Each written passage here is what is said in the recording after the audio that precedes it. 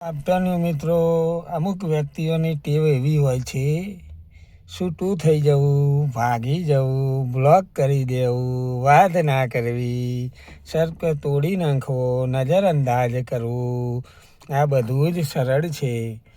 અઘરું એ છે કે વિવાદ, મતભેદ, ઝઘડો થવા છતાં સંબંધને ટકાવી રાખવો, ખટાશને દૂર કરવી, પૂર્ણ પ્રેમ પ્રજ્વલિત કરવો, ફરીથી એ હદે ચાહવું જે પહેલાં ચાહતા, ફરીથી એ હદે પ્રેમ કરવો જે પહેલાં કરતા.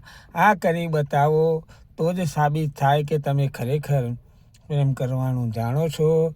વિવાદ, મતભેદ, નારાજગી પછી ભાગી જવું એ પ્રેમ ક્યારે ના હોઈ શકે. અને પાછા સ્ટેટસોમાં તો એવું મૂકશે કે અમારા જેવું કોઈ નહીં. એમનું સ્ટેટસ જોવો તો આખું ગામ ફંકી વર્યા હોય, પણ સ્ટેટસમાં તો એવું સાબિત કરશે કે અમે જ છીએ. એટલે આવા બધાથી